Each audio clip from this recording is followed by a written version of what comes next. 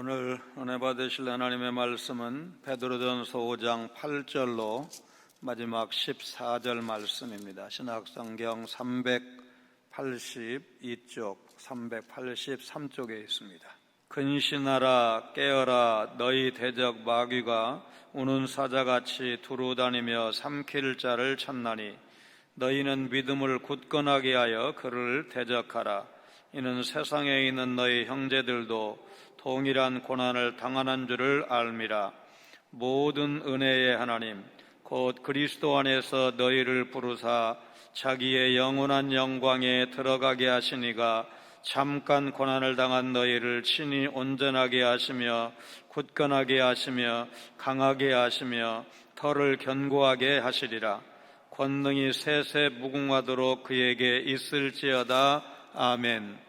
내가 신실한 형제로 하는 실루안으로 말미암아 너희에게 간단히 써서 권하고 이것이 하나님의 참된 은혜임을 증언하노니 너희는 이 은혜에 굳게 서라.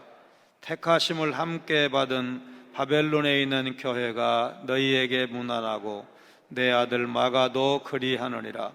너희는 사랑의 입맞춤으로 서로 문안하라. 그리스도 안에 있는 너희 모든 이에게 평강이 있을지어다. 아멘.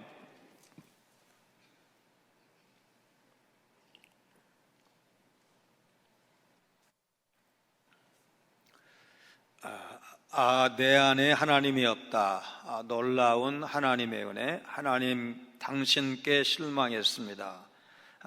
고통, 이런 책의 저자로 한국교회도 많이 알려진 필립 얀시라는 작가가 하나님 내가 고통받을 때 어디 계셨습니까? 그런 책을 내서 한 20여 년 전에 읽은 적이 있습니다.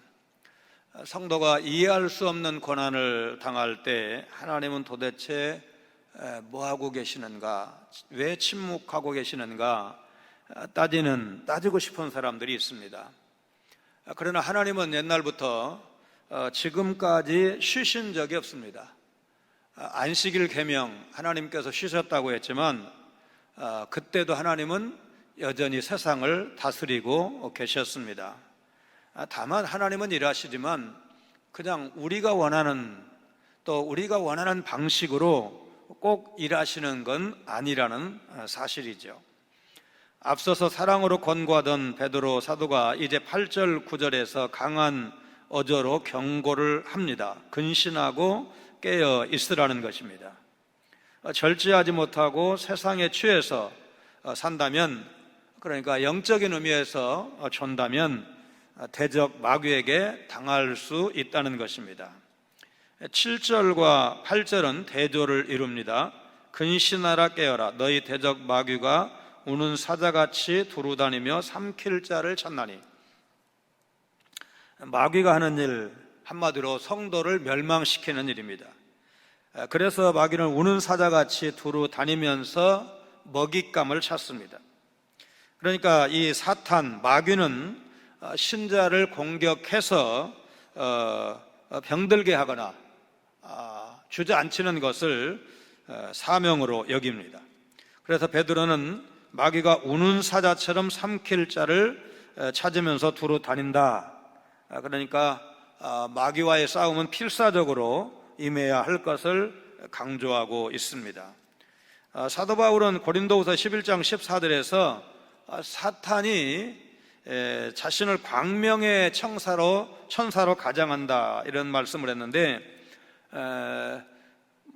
어렸을 때 마귀를 그리라고 하면 정말 뿔 달린 그런 거를 그리는데, 그렇게 표신하게 우리에게 온다고 하면 마귀에게 질 사람이 있겠습니까?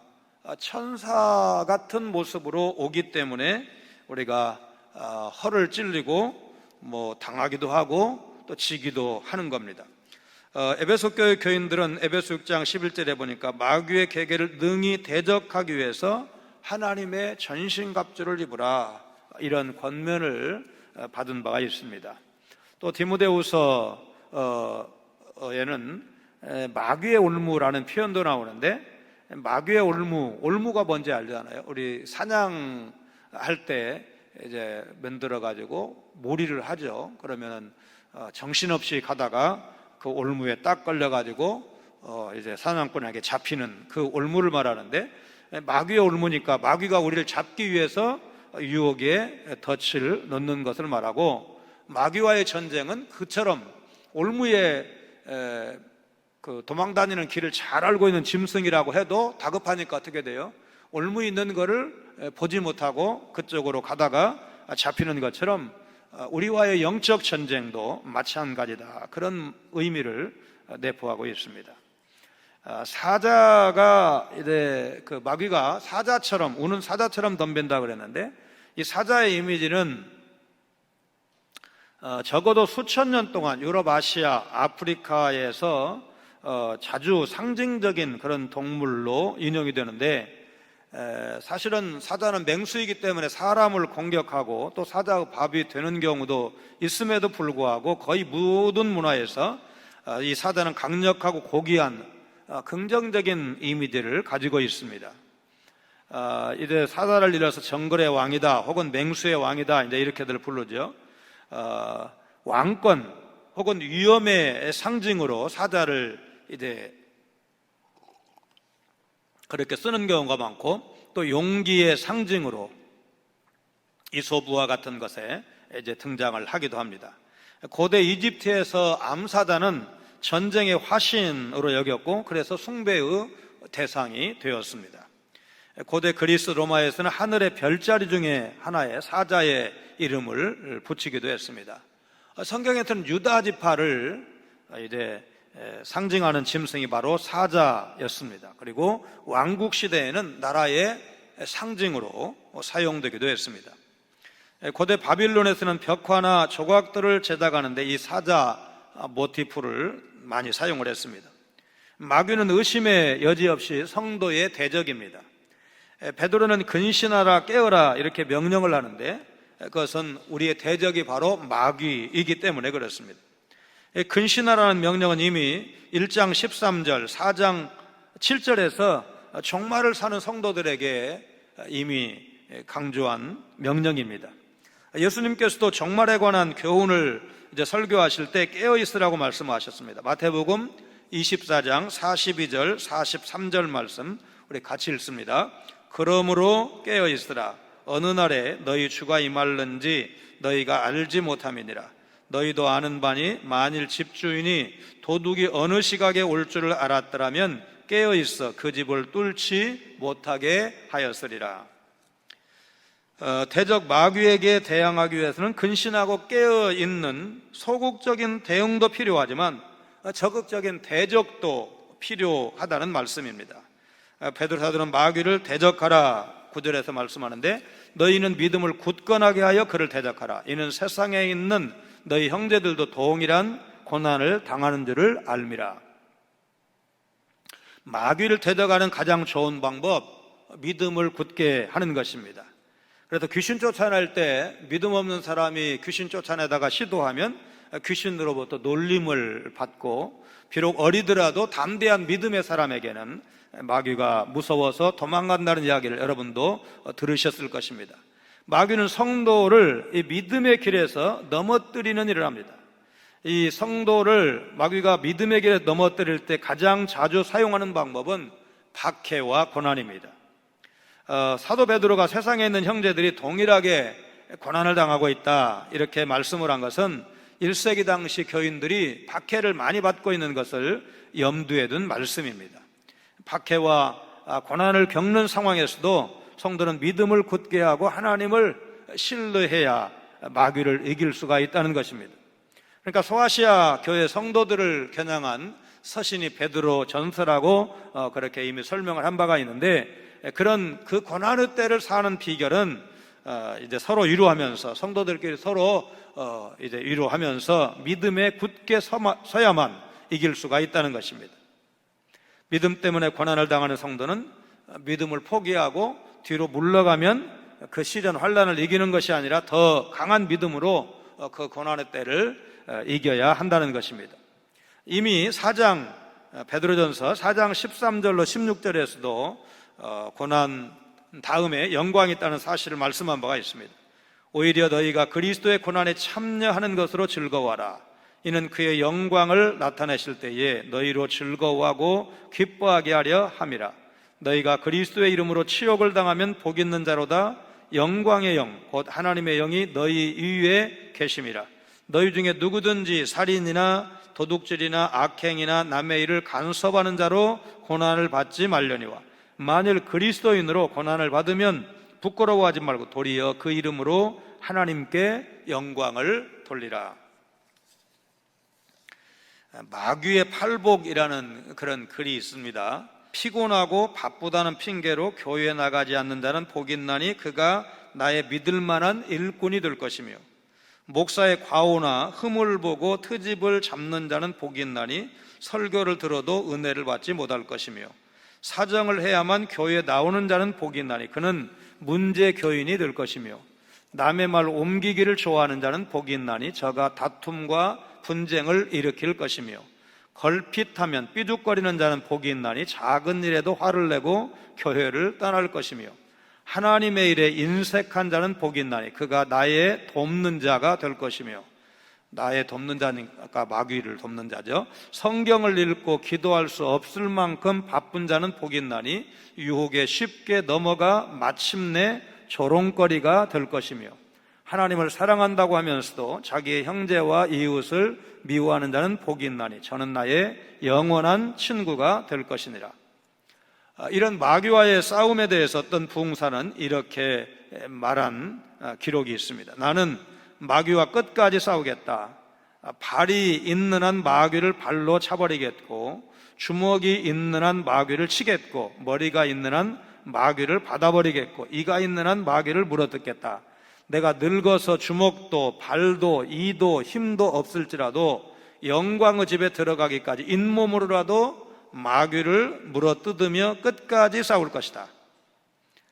마귀는 날마다 하는 일이 뭡니까? 그야말로 하나님만 졸지도 아니하시고 주무시도 아니하시는 것이 아니라 마귀도 졸지도 않고 자지도 않고 방심하지도 않고 우리 성도들을 넘어뜨리기 위해서 우는 사자처럼 찾아다닙니다.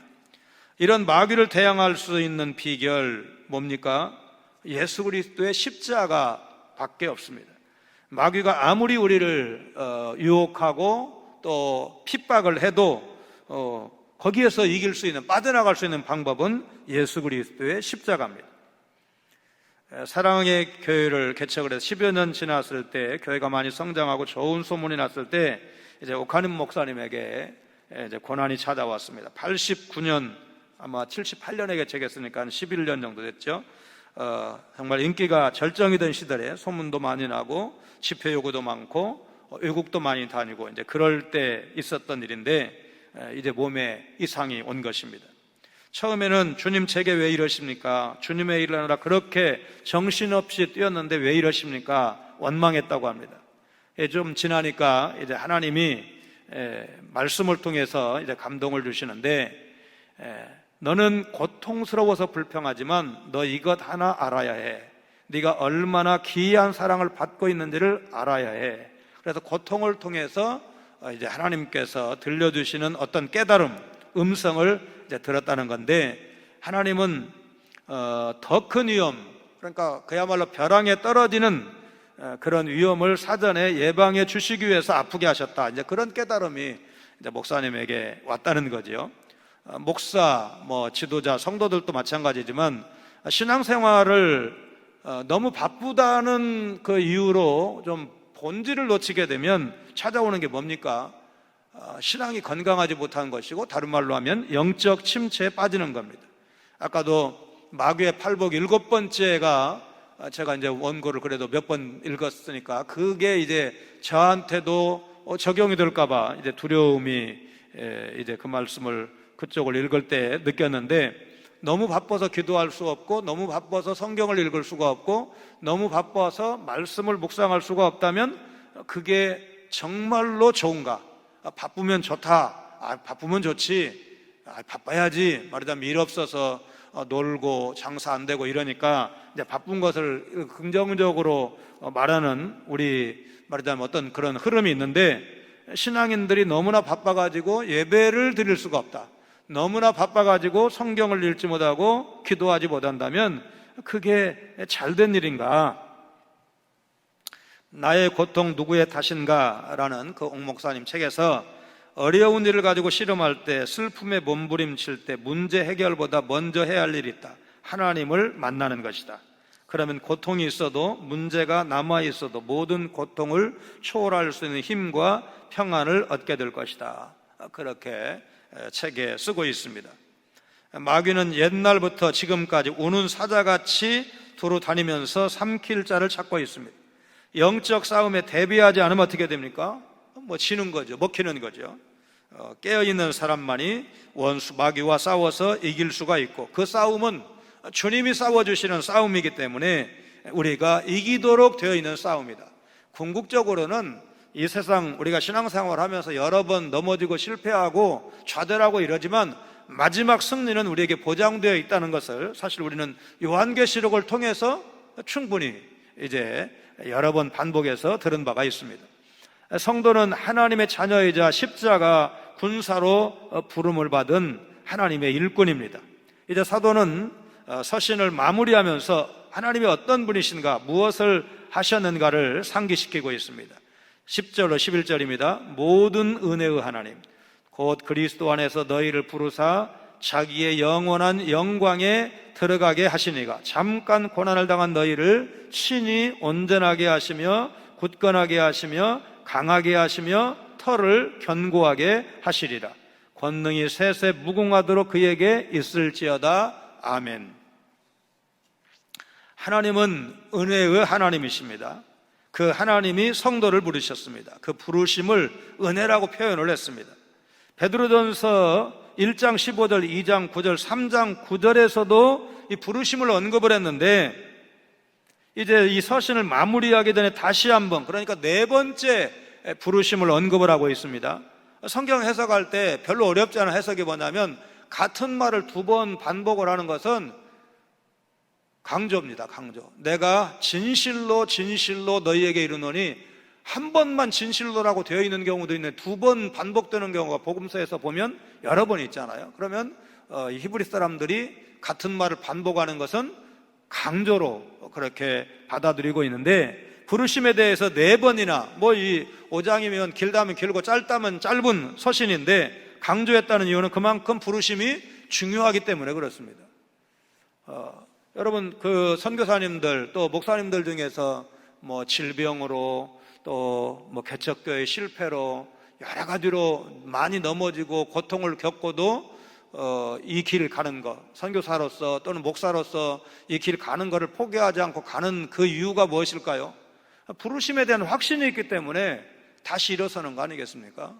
그런데 이 부르심은 사실은 목사와 선교사에게만 필요한 게 아니지요. 예수 믿는 우리 모두가 다 필요한 겁니다. 왜요? 하나님이, 우리가 부르심이 없다면, 그러니까 하나님께서 우리에게 맡기신 사명이 없다면 한편 강도처럼 우리를 구원하셔도 여러분 되는 거 아닙니까? 마지막 순간에 숨 꼴깍 넘어가기 직전에 구원하셔도 여러분 천국 가는 건 가는 거잖아요. 그런데 우리를 일찍이 부르셨다는 뜻은 부르심의 뜻이 있기 때문에, 그러니까 교회 그냥 다니는 수준을 하나님이 원하시는 게 아니에요. 나를 오늘 여기에 이 자리에 있게 하신 것은 하나님께서 이유가 있다, 맡기실 일이 있다, 해야 될 일이 있기 때문이다. 여러분 믿으시기를 바랍니다. 이 은혜의 하나님은 우리를 부르셔서 뭘 주시느냐? 영원한 영광에 들어가게 하신다는 겁니다. 구원이 영원한 영광으로 표현이 되었습니다. 성도는 그리스도 안에서 영원한 영광에 들어갑니다. 이것은 종말론적 소망을 의미한다고 할 것입니다. 영광에 들어갈 성도는 고난도 겪게 되는데, 여기서 영광과 고난을 말할 때 영원한 영광이라고 말씀하고 있고, 고난은 뭐라고 했습니까? 잠깐 고난이라고 말씀하고 있습니다. 고난이 좀 힘들지만 영광이 뭐가 힘들겠어요? 영광은 누리면 되는 건데, 여러분, 고난이 잠깐이라고 표현됐다는 것, 그리고 영광은 영원한 영광이라고 표현되었다는 사실을 우리가 기억을 해야 됩니다. 1장 6절에서도 성도가 여러 가지 시험으로 근심하나 잠깐이라는 사실을 분명하게 말씀한 바가 있습니다. 잠깐의 근심과 고난을 통과한 성도에게 영원한 영광이 약속되어 있다는 사실, 그러니 성도 여러분 힘내세요. 소망 가운데 사세요. 인내하세요. 그런 메시지가 오늘 이 말씀 속에 있는 것입니다. 이 모든 과정을 은혜의 하나님께서 인도하십니다. 모든 은혜의 하나님이라는 표현은 하나님이 모든 상황에 가장 적합한 은혜를 주시는 분이라는 사실을 말씀하고 있습니다. 하나님께서 고난당한 성도를 온전케 하시며 굳건하게 하시며 강하게 하시고 털을 견고하게 하신다, 이런 약속이 주어졌는데 이 네 가지 동사는 사실 의미상 큰 차이가 없습니다. 하나님께서 성도를 굳게 붙드시고 흔들리지 않게 보호하실 것을 의미하는데 표현만 약간 다르지 같은 뜻이라고 하면 이것도 역시 강조하는 거죠. 하나님께서 흔들리지 말라고, 너무 겁먹지 말라고. 그래서 우리 성도는 하나님을 신뢰함으로 인내해야 합니다. 성도가 영원한 영광에 들어가기까지 하나님의 은혜와 보호는 멈추지 않는다는 사실을 베드로가 말씀하고 있는데, 아까 예배 이제 그 성구를 복음서에서 찾은 이유가 뭐냐면, 사실은 복음서에서 실패하고 넘어진 베드로를 염두에 두지 않으면 오늘 이 베드로전서가 해석이 잘 안 되는 거예요. 그러니까 이렇게 베드로 사도가 성도 여러분 너무 겁먹지 마세요. 우리에게 지금 우리가 당하는 고난과는 비교할 수 없는 큰 영광이, 영원한 영광이 우리에게 약속되어 있습니다. 지금 자기가, 베드로 사도 자신이 그런 믿음이 없으면 여러분 이 길을 걸어갈 수가 있겠습니까? 자기가 맹세하고 저주하고 주님을 모른다고 부인했던 그 사람이 다시 주님의 부르심을 받고 회복되어서 지금 이 베드로전서를 쓸 때를 대략 이제 네로 황제의 그 대박해 직전 그 무렵이라고 이렇게 본다고 했잖아요. 그러면 30년경에 예수님이 십자가에 죽으셨고 그때 사도 베드로는 예수님을 부인한 그런 일이 있었다고 한다면 약 한 34, 5년쯤 지났을 때 이 편지를 썼다 그 말이에요. 그러면 지난 34, 5년은 사도 베드로가 어떻게 살아왔느냐? 그때의 그 망신스러운 일, 주님을 부인했던 그 일, 맹세하고 저주까지 하면서 예수님을 모른다고 했던 그 일이 마음속에 얼마나 아픔으로, 그래서 이제 성경에 나오는 건 아니지만 다 우는 소리만 들면 베드로가 대성통곡했다는 말하자면 초대교회 전설이 나왔던 것은 충분히 가능성이 있지 않습니까? 여러분, 우리가 어떤 그런 상징적인 그런 일이 있으면 무슨 자라보고 놀란 가슴이 소뚜껑 보고 놀란다나 그런 말도 말하자면 비슷한 일, 연상되는 일이 있으면 가슴이 철렁하는 것이 바로 그런 아픈 추억 때문에 그러지 않겠습니까? 하나님께서 우리에게 베풀어 주실 영광이 영원하다는 사실, 물론 고난이라고 해도 사도들만 예로 들어도 이미 야고보가 첫 순교자였습니다. 그 다음에 다른 사도들도 다 순교하고 사도 요한만 천수를 누렸다고 할까요? 가장 오래 산 걸로 그렇게 이제 학자들은 다 해석을 하고 있지요. 그래서 순교자가 나왔을 때 감옥에 갇히고 매를 맞고 할 때 그게 두려움이 없다고 할 수가 없겠죠. 그러나 그게 잠깐이라는 사실을 강조하면서 인내할 수 있도록, 소망 가운데 살도록 강조하고 있는 것입니다. 이제 편지 마지막에서 사도는 은혜에 굳게 살아, 이런 당부를 하고 있습니다. 12절로 14절은 끝 인사입니다. 그런데 12절에 실루아노라는 인물이 나오는데 사도행전에 나오는 사도 바울의 동역자 실라와 같은 사람입니다.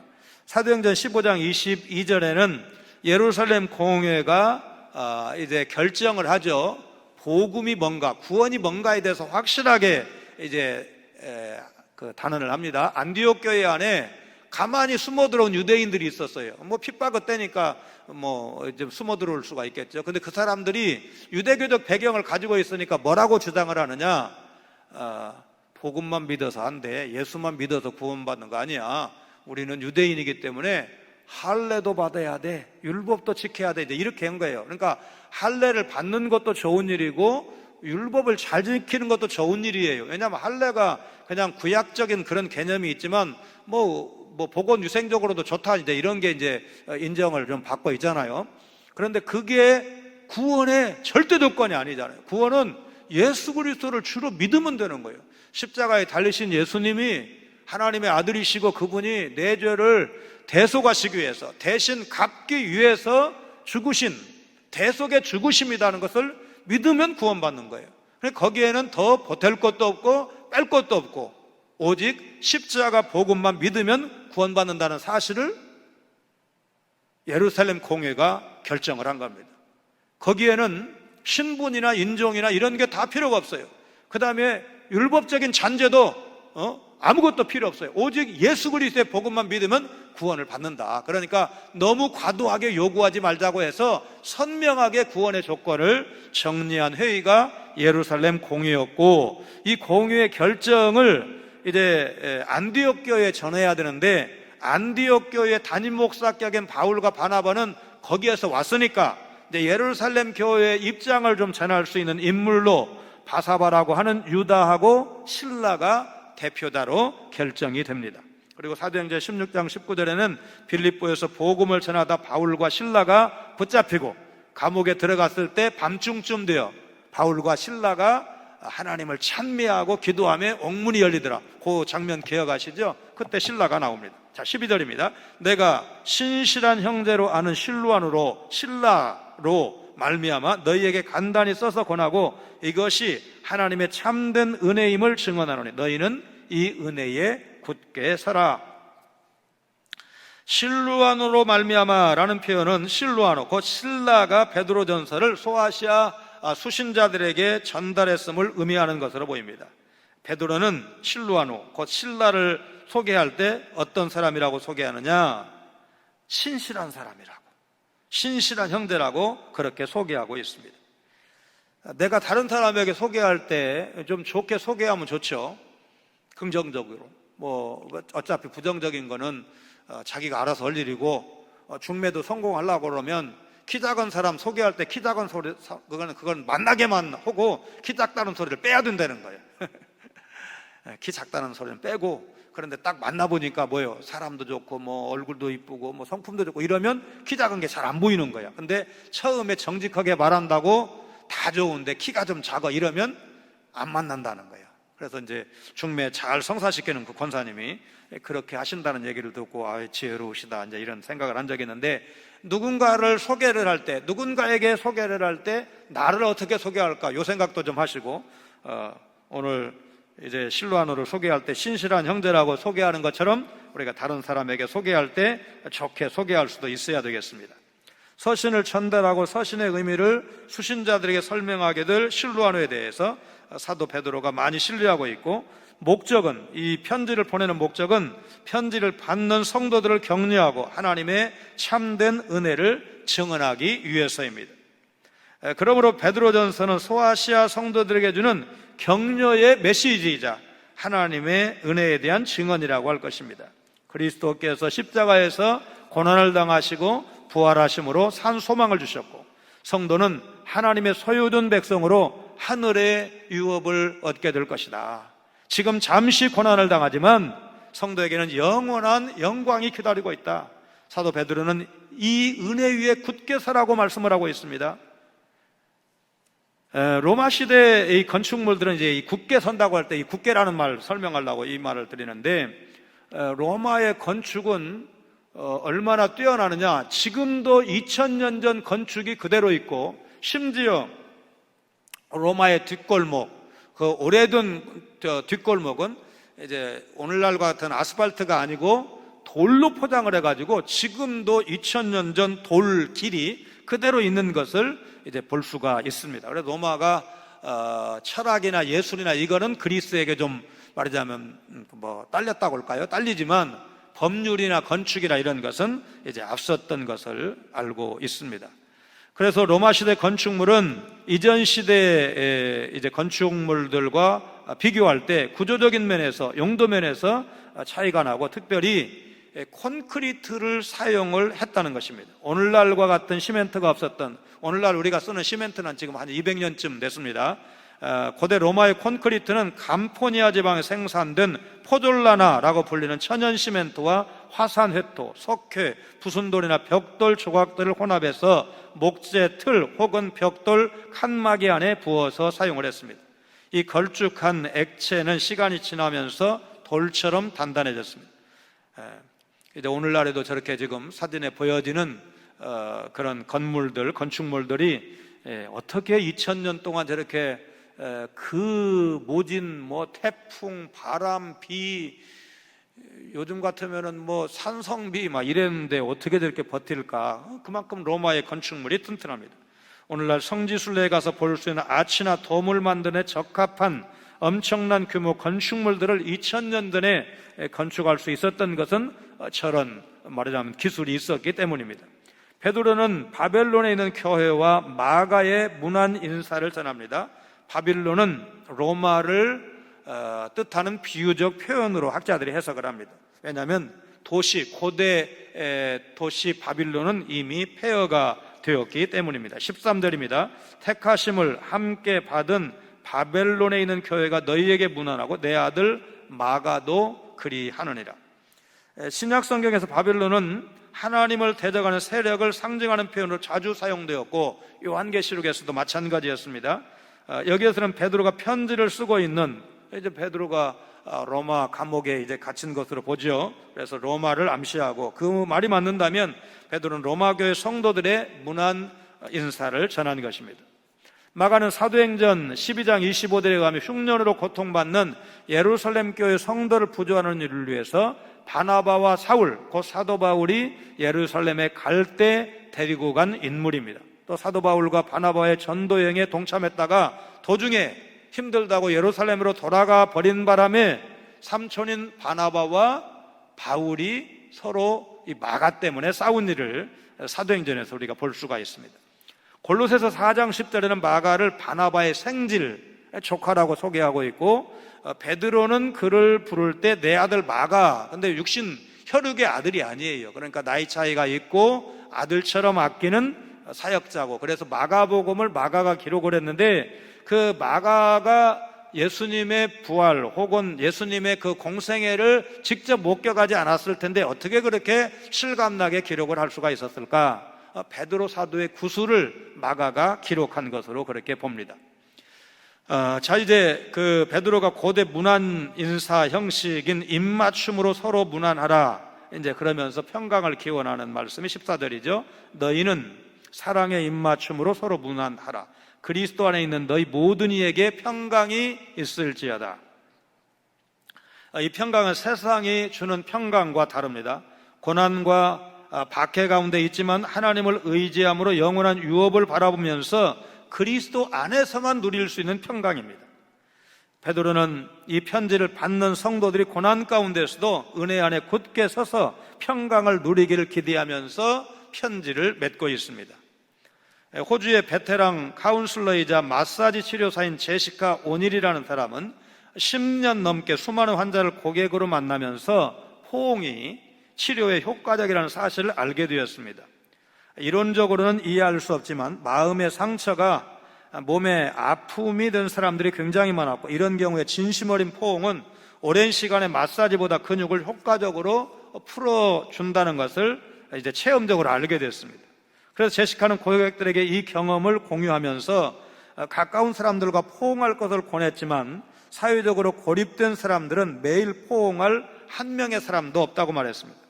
많은 사람이 이런 고민을 한다는 걸 알게 된 제시카는 포옹이 필요한 사람을 찾아가서 원하는 만큼 안아주는 회사를 창업을 했습니다.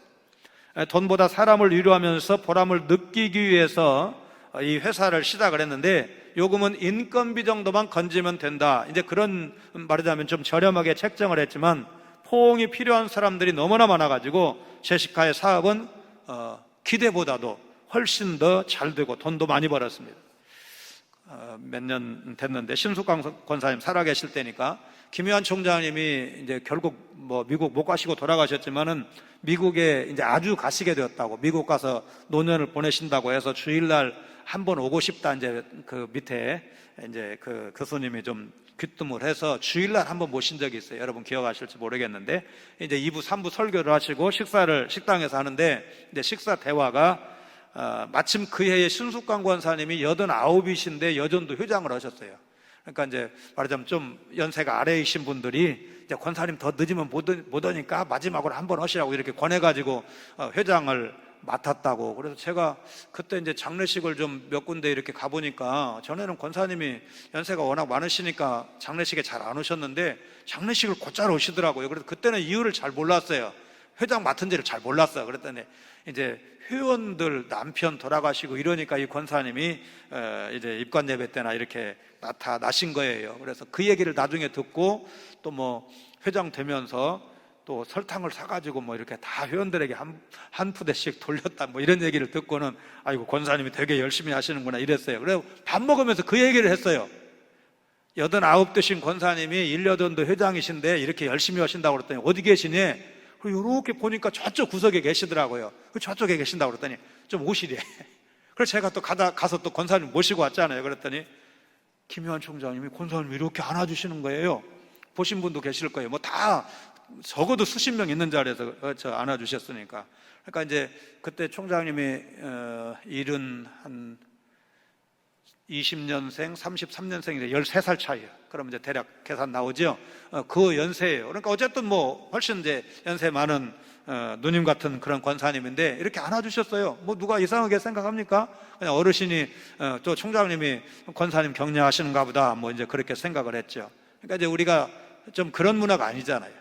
사실 이렇게 안아주고, 이게 말하자면 뭐 부부야 큰 흉어물이 아니지만 그냥 일반적인 관계에서는 안아주는 게 우리가 익숙하지 않은, 또 유교는 또 그런 걸 또 많이 이렇게 멀리 하도록 했기 때문에 좀 이 말씀을 그대로 우리가 적용하기는 쉽지 않다. 그러나 이제 어쨌든 지금 이 제시카의 어떤 생각은 뭐냐면, 많은 말보다 한 번의 따스한 포옹이 더 큰 의료가 될 수가 있다는 건데, 뭐 코로나 시대니까 우리가 그대로 지금 막 뭐 한번 해봅시다, 시험으로 한번 해봅니다 이럴 수는 없지만은 어쨌든 따뜻한 위로가 필요한 사람이 많다는 것만 우리가 기억을 한다고 해도 이제 오늘 말씀에 소득이 있다고 봅니다. 우리는 하나님의 은혜를 토대로 마귀와 싸워야 합니다. 뭐 자기 신념으로 싸우는 것도 좋지만 이게 한계가 있다는 것은 영적인 싸움에서는 특별히 그렇습니다. 심리학적 자기 긍정, 무슨 긍정의 어떤 심리학 뭐 이런 것들 뭐 없는 것보다 나아요. 그래도 긍정적으로 생각하는 게 좋지만 이것도 역시 신령한 싸움, 영적인 싸움에서는 한계가 있습니다. 우리가 비록 연약하고 여러 가지 부족하고 흠이 많지만 이 전투, 이 신령한 전투, 마귀와의 전투에서 이길 수 있는 비결은 예수 그리스도의 십자가입니다. 하나님의 은혜 위에 서 있을 때 우리가 이길 수가 있습니다.